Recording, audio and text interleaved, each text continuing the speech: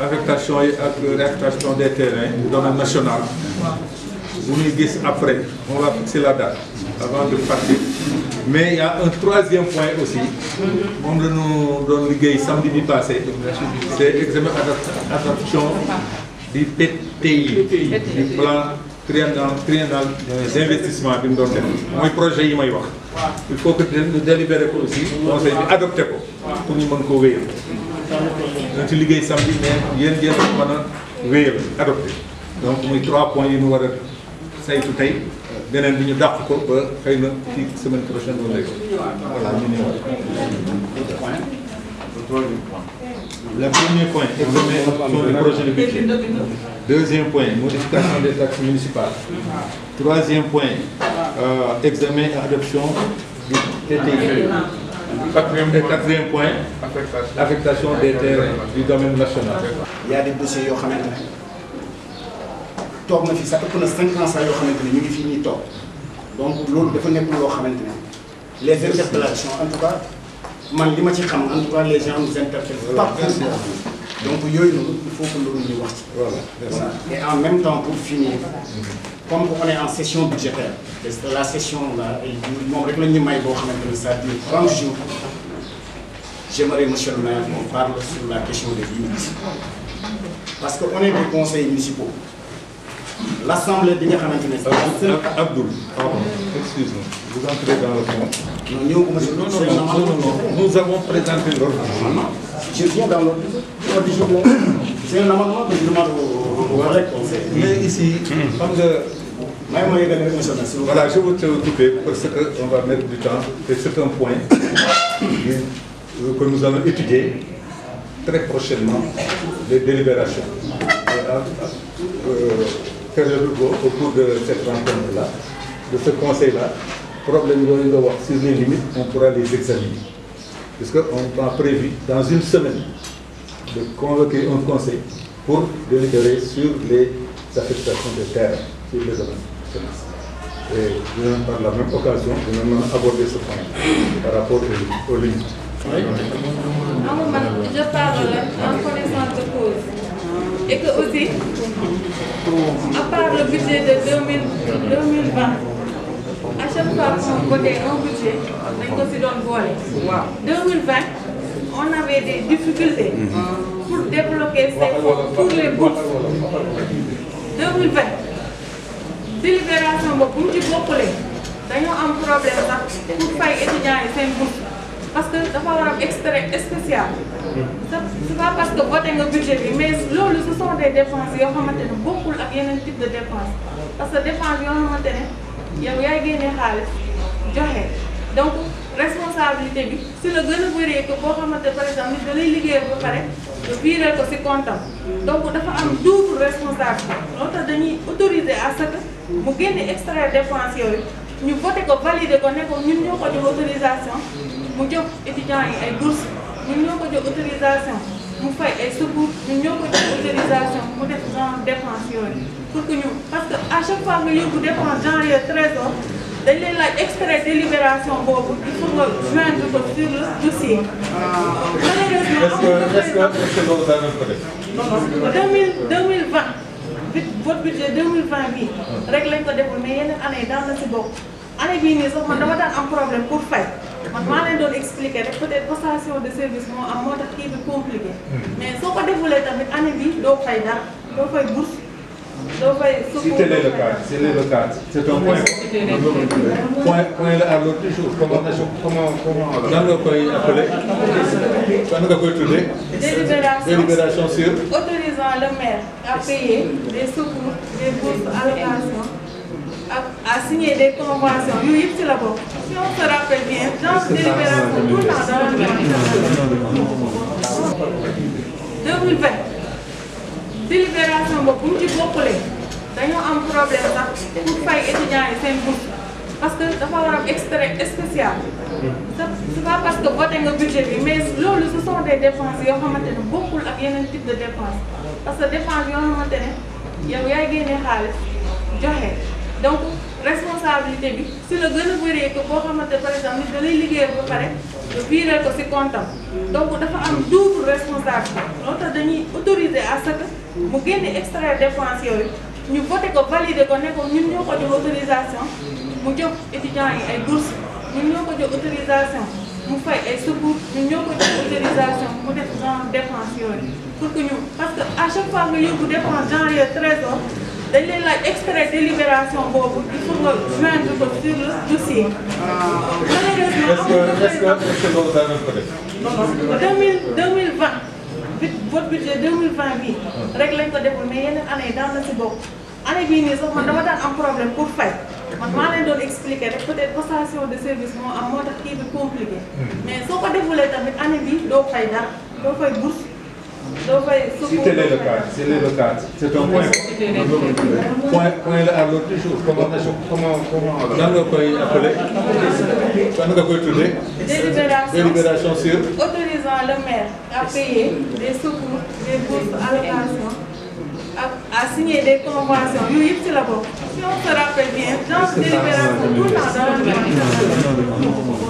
du projet du budget 2021. Deuxième point, modification des taxes municipales. Troisième point, examen et adoption du PTI. Quatrième point, délibération autorisant le maire à payer les bourses, les allocations et les subventions. C'est ça. Voilà. Donc 4 points.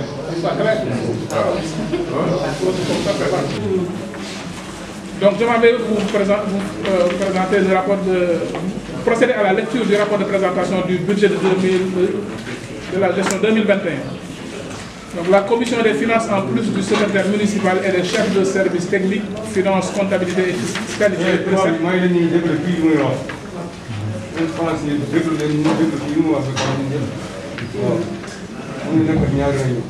Donc là, je reprends. La commission des finances, en plus du secrétaire municipal et des chefs de service technique, finances, fiscalité, comptabilité et recettes, se sont réunis du 26 novembre au 4 décembre 2020 pour élaborer le projet de budget 2021. En effet, le travail a été fait selon la méthode suivante. Grand 1. Analyse de la situation d'exécution de la gestion 2020. Petit 1. Évaluation de l'exécution des recettes 2020. Force, faiblesse et recommandations. Petit 2. Évaluation de l'exécution des dépenses 2020. Grand 2. Élaboration du budget 2021. En suivant ce plan de travail, nous avons eu à exploiter comme document le plan d'action prioritaire de l'année 4 du PDCI, principal document de référence, les rapports des conseils de quartier, les rapports des commissions techniques qui sont appuyés sur le débat d'orientation budgétaire tenu le 18 novembre 2020 et la situation d'exécution du budget 2020. On revient alors au grand 1. Analyse de la situation d'exécution du budget de la gestion 2020. Évaluation d'exécution de l'exécution des recettes 2020. Pour procéder à cette étude, à l'étude de cette situation d'exécution des recettes de fonctionnement et d'investissement du budget 2020, nous avons adopté la démarche suivante. Petit 1 tas. Force et faiblesse du recouvrement des recettes. Le recouvrement global du budget 2020 a connu une baisse considérable par rapport aux années précédentes. Cette baisse constatée sur le taux de recouvrement est due en partie à l'adoption de la nouvelle loi intervenue. Là, il y a un peu de lapsus sur le texte. Hein. C'est le curseur qui a sauté. Donc, sur la loi intervenue et modifiant le mode de recouvrement et de reversement de certains impôts locaux. Ceci a créé un retard sur l'encaissement de la patente, qui n'est pas encore effectif. Donc là, je crois que je me suis fait comprendre. Hein. Dans la série du texte, arrivé à un certain point, le truc a sauté. Ce qui a fait que, si vous voyez, là où on a mis, en abordant le premier point, ça c'était peut-être un dernier ressort qu'on devait le mettre. Donc là, c'est là où je vais en venir. Hein. C'est pour préciser que le budget de l'année dernière a été voté en fond, le budget primitif a été arrêté en 2020 à 3 720 168 142, auxquels montants se sont rajoutés des recettes nouvelles. Fonds de dotation 36 376 680 francs CFA. Pardon, et fonds de concours 28 762 062 francs CFA. ce qui donne un budget définitif de 3 783 309 651 francs CFA pour l'exercice 2020. Donc c'est là où ça vient, le second je parlais tout à l'heure. La nouvelle taxe qui a été créée concernant la contribution économique locale. Donc, je vous l'ai dit tout à l'heure, cette nouvelle loi a modifié le mode de recouvrement et de reversement de certains impôts locaux créant un retard dans l'encaissement de la patente qui n'est pas encore effectif. La pandémie du Covid-19, l'exonération de certaines taxes par l'État à certaines entreprises affectées par le Covid et les opérations de l'encombrement sont autant d'acteurs qui sont à l'origine de la faiblesse du taux de recouvrement. 1B. Établir, dans les recommandations, établir des contrats à titre précaire et révocables pour les SOUP et les ODP. Après un recensement exhaustif des contribuables. Assurer la fonctionnalité de la Commission de la fiscalité, article 308, Code général des impôts, dont le bureau a été installé en début décembre. Recenser et immatriculer les charrettes pour le recouvrement de la taxe sur les véhicules hippomobiles et à bras. Émettre un courrier de rappel à la société chargée de l'exploitation de l'eau. Recenser les entreprises locales. Mettre en place des panneaux de signalisation pour l'employabilité des sabots, etc. Ce qui arrête le projet de budget de la gestion 2021 à 3 830 138 549 francs CFA, équilibré en recettes et en dépenses. 42. Évaluation de l'exécution des dépenses 2020. À la suite de cette évaluation du budget 2020, pour prévoir les investissements de façon rationnelle et en conformité avec le plan de développement communal, nous avons changé de méthode de travail en procédant dans un premier temps à l'exploitation du PDC, de l'ANCAC. Ainsi, le choix porté sur les projets suivants. Aménagement de gares routières et marchés, construction de parking, devanture, hôpital, travaux d'extension de réseaux électriques, construction bloc d'hygiène à Diamniadio 3, construction de clôture cimetière musulman et chrétien à Diamniadio, construction de 4 salles de classe à Diamniadio 3, construction d'écoles maternelles, aménagement de pavé le long du point Y, du projet Y, réalisation de plusieurs ouvrages pour le drainage des eaux pluviales, buses radiées, cales submersibles, bien entendu.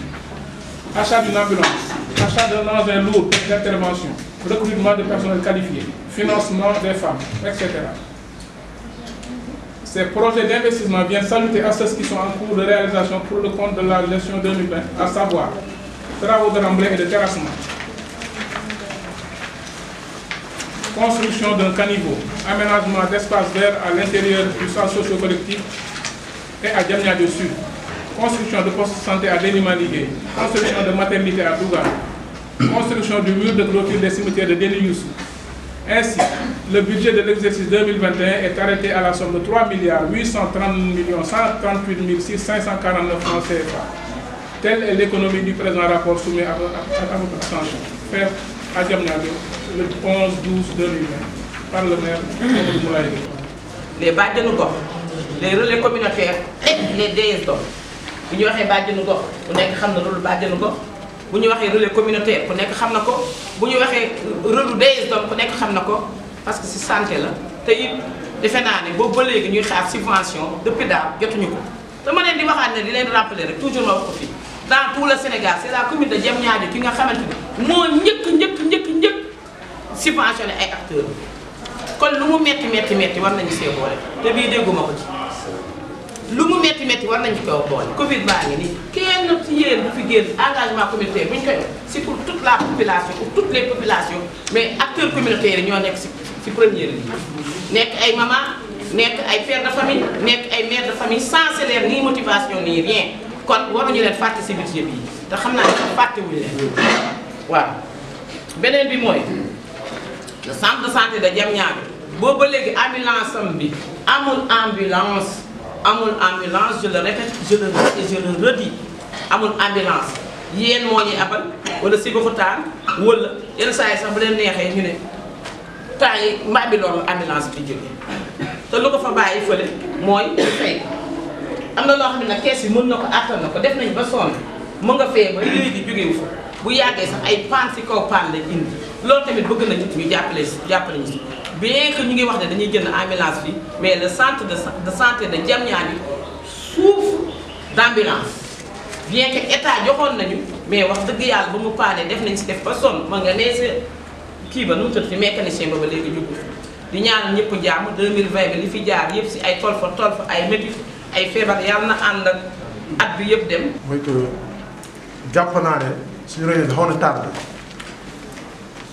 xam naa peut-être ñu bëri constaté wuñu ko parce que boo xoolee ñu ngi à 3 jours de la fin de l'année te bokk na parmi les critères yi tax ñu mën a éligible par rapport au projet du PACASEN mooy que nga voté ce budget bien avant la fin de l'année te gis naa ne les années précédentes dañ doon teel a voté budget bi te à tout moment mën nañu am contrainte donc yu mel nii ñu mën ko bàyyee xel ñu mën a teel a def réunion bi avant date échue bi parce que c'est important parce que tey jii mën nañu am benn contrainte majeure bu handicapé yi donc yow dañ nga mën a sóoraale daal loolu na attiré attention maire bon fu may intervenir mooy que Ndeye Adama xon ci borsi tuuti mooy c'est par rapport à l'achat de l'ambulance ñun bëggoon nañu xam ndax ambulance bi c'est vrai que c'est la mairie moo koy jënd ndax ça gestion bi revient à la mairie wala dañu koy di centre de Diamniadio bi parce que à ce centre bi moo polarisé tous les postes qui sont au niveau de la commune ndax dañ koy confier la gestion à la mairie